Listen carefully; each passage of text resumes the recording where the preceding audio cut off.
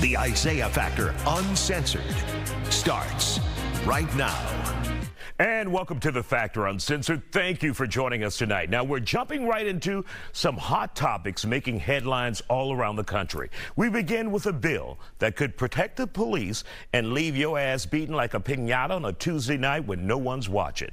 Lawmakers in Florida are pushing for a bill that would make videotaping police officers illegal. Some argue shutting the door to documenting potential illegal activity could open the door to excessive force on civilians or even worse, death. Let's talk about it. Joining me here in the studio tonight are parent Lewis Hunter, Trinity Thigh, comedian Ashley Henderson, and business consultant Winter Patterson. So Lewis, let's begin with you. Yeah. What do you think about this potential law in Florida?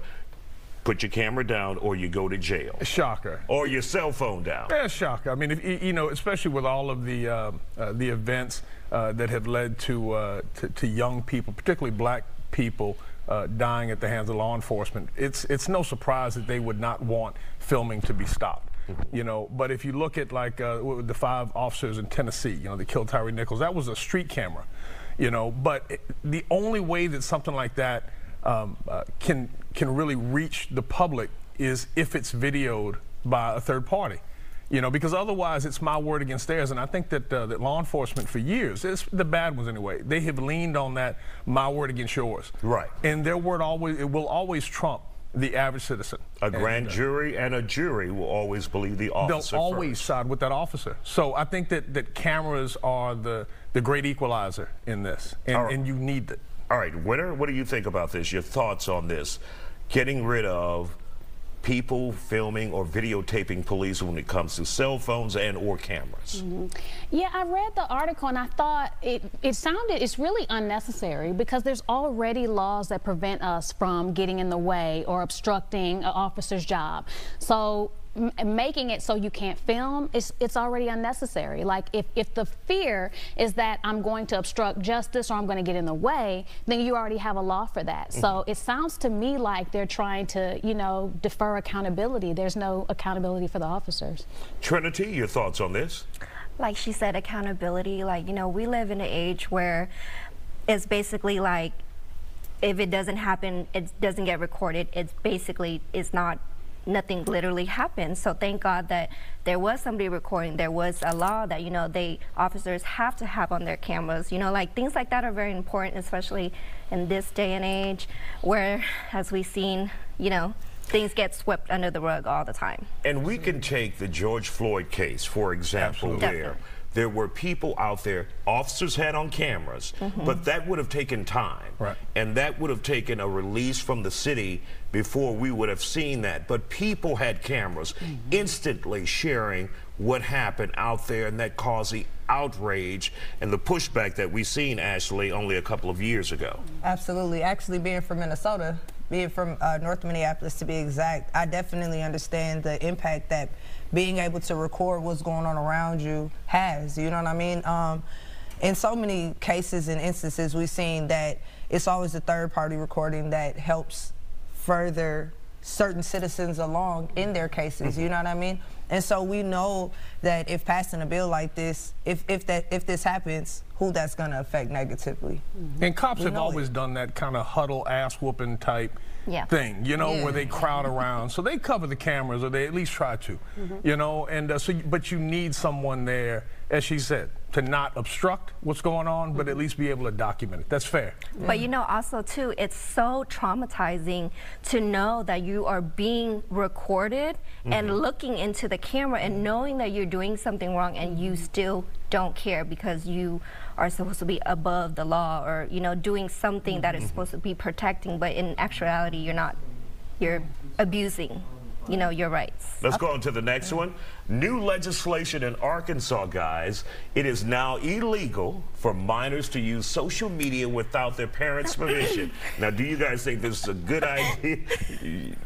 as if teenagers... As if they don't already be, like, you know, lying about all that stuff to get on TikTok. So what do you guys think about that? I think it's actually a great idea because I've had a couple friends who found out that their children had social media. Like, they were sneaking, somebody left a phone, and they were able to see that their daughter daughters actually had social media profiles without them knowing. And so I think that it actually protects the children and it empowers the parents to have some say-so and know what's going on in their children's lives. I think the parents are already empowered. The computers are set up to where parents can monitor the controls. Children will still sneak on someone else's phone. I had a fort in the woods full of Hustler magazines. You know, and that's back when, you know, so you're not stopping certain things, you know. Certain things. You gotta remind people what Hustler is. Hustler, yeah, that's old school. He went to the magazines. I'm like, the dedication was different. You're not stopping some of these things. And for a state like Arkansas, they need to be worried about teenage pregnancy, you know, meth. They need to be worried about guns. You know, it's amazing that, you know, for a Republican state to say, well, you know, guns don't kill people, people kill people. Well, social media does it, and I think one of the big concerns here were teenage suicide. That's how they sold it. They wrapped it in that and said this will prevent that because our suicide rates are going up. But could it be that suicide rates are going up because you've got one of the top 10 worst economies in America? You know, could it be going up because of drug use? It could be going up because of poverty. You know, but immediately this is something they want to attack. You're not stopping children. You know, the cat has been let out of the bag. This is social media.